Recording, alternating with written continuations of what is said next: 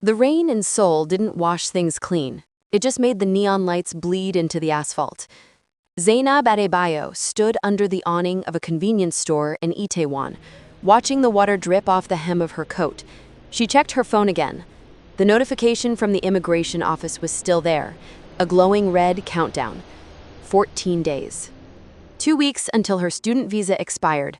2 weeks until she was forced to abandon 5 years of medical school, a residency spot at Asan Medical Center, and the life she had clawed out of the concrete with her bare hands.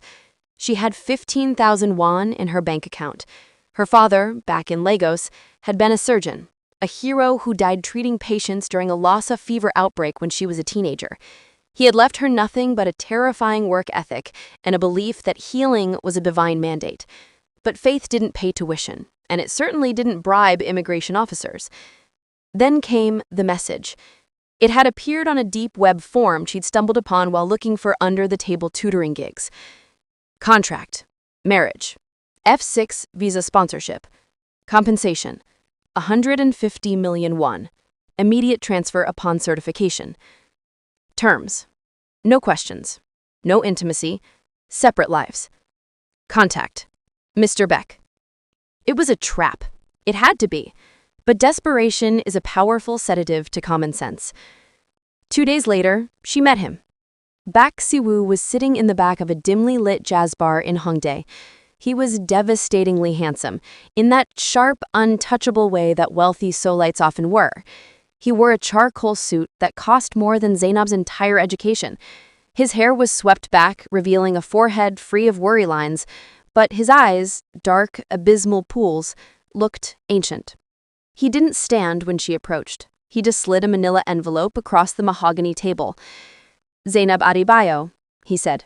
His voice was a low baritone, smooth as velvet but cold as ice. "Top of your class. Surgical resident. Clean record. Desperate." "I prefer determined," Zainab corrected, keeping her spine straight despite the trembling in her hands. "Why me? There are thousands of women who do this for half the price."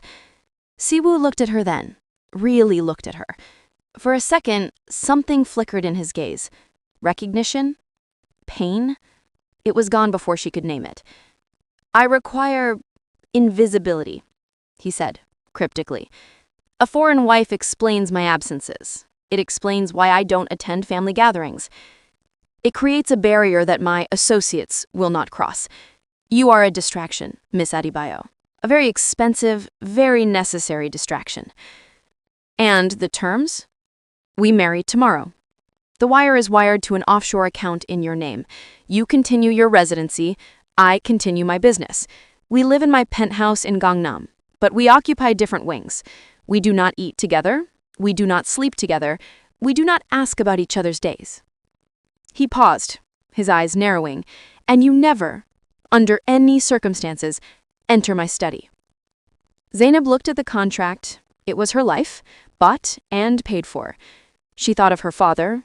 She thought of the humiliating flight back to Nigeria, the failure. She signed. The wedding was a 30-minute affair at the district office. No flowers, no guests, just a stamp, a bow, and a wire transfer that made Zainab yight-headed. For 6 months, they were ghosts, haunting the same luxury apartment. Zainab lived in the West Wing, burying herself in medical journals and 36-hour shifts. Si-woo lived in the East. He left before she woke and returned long after she slept. Their only communication was a series of yellow sticky notes left on the marble kitchen island. Zainab told herself it was strictly business, but late at night she would hear him pacing the hallway. Sometimes she would catch the scent of him, sandalwood, gunpowder, and metallic copper, lingering in the foyer. He was a puzzle she wasn't allowed to solve. She didn't know that every night before he went to his wing, he stood outside her door for exactly 1 minute, listening to the rhythm of her breathing, his hand hovering over the handle of a Glock tucked into his waistband. Bak Si-woo was not a businessman. He was a sejong, a cleaner. He belonged to the Obsidian Order, a syndicate that operated in the shadows of South Korea's chaotic corporate wars. He had 43 confirmed kills. He was efficient, emotionless, and precise. Until 6 months ago. The contract had come down from the high table. eliminate the witness. A North Korean defector turned arms dealer had been assassinated in Incheon Airport. It was a messy hit, done by a rival gang. The Obsidian Order needed to clean up the loose ends. There was one witness who had seen the shooter's face, a Nigerian medical student waiting for a friend. Siwoo had tracked Zainab for 3 weeks. He knew her schedule, her route to the hospital, her favorite coffee shop. He had planned a hit perfectly. It was supposed to be a mug-in gone wrong in a dark alley near her dormitory. It was a Tuesday night. Rain was pouring in sheets. Siwoo sat in his black sedan, watching her walk down the street. He gripped the steering wheel, his leather gloves creaking. He checked his suppressed pistol. Then he saw it. An old woman, homeless and shivering, was huddled against a dumpster, soaked to the bone. Most people walked past, clutching their umbrellas tight. Zainab stopped. Siwoo watched through the telescopic lens of his dashboard camera. She didn't just drop a coin. She took off her coat, her only protection against the freezing rain, and wrapped it around the old woman. She pulled out her wallet, empty with a single 50,000 won note, her food budget for the week, Siwoo knew from his surveillance, and pressed it into the woman's dirty hand. Zainab stood in the rain, shivering, whispering words of comfort to a woman who smelled of trash and decay. She smiled. A radiant, genuine smile that seemed to cut through the gloom of the city. In that moment, the ice in Siwoo's chest cracked. He had spent his life killing monsters and men who wanted to be monsters. He had never been asked to kill an angel. He couldn't do it. But the Obsidian Order did not accept failure. If he didn't kill her, they would send someone else. Someone like Ji-hook, a butcher who enjoyed the pain. So Siwoo found the loophole. Article 9, Section 4 of the Syndicate Bylaws. Spouses and immediate bloodline of a high-ranking cleaner are granted immunity from contracts pending council review. He didn't marry her for a visa cover. He married her to put a shield around her that the syndicate couldn't break without declaring war on one of their own. He paid her 150 million won, not as a bribe, but as an apology for the life he was stealing from her.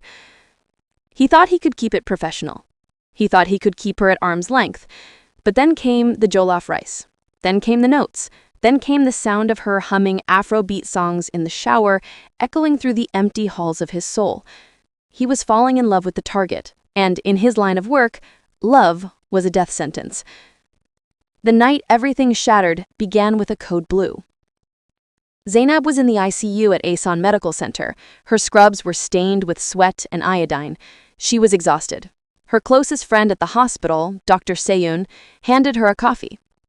"You look like Halsey," Seyun said, her voice sharp but affectionate. "Is the Ice Prince keeping you up?" "The Ice Prince is invisible as usual," Zainab sighed, taking the coffee. "I think he's in Japan or maybe the moon. I stopped asking." "Trauma 1, incoming," the nurse shouted, cutting through the conversation. The doors burst open. Paramedics wheeled in a stretcher, blood trailing on the linoleum. "Male, late 30s, multiple gunshot wounds to the chest and abdomen. BP is crashing." Zainab snapped into mode. "Get him to Bay 4. Seyun, you're on airway. I need 2 units of O-negative stat." They worked on the man for an hour. It was brutal, messy work. Zainab had her hands inside the man's chest cavity, clamping a severed artery, manually massaging his heart. "Come on," she hissed, sweat dripping down her forehead. "Not today." The monitor beeped. A rhythm. Weak, but there. Zainab stepped back, breathless. "Stabilize him. Get him to the OR." She pulled off her gloves, shaking. She looked at the patient's face for the first time. She froze. It was the man from the airport. Not the shooter, the target. The man she thought she saw die 6 months ago. He wasn't dead. He had been in hiding. And staring at her from the other side of the glass partition in the hallway was a man in a black suit. It wasn't Siwoo.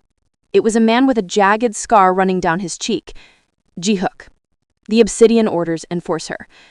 Her phone buzzed in her pocket. A text from Siwoo. "Do not save him."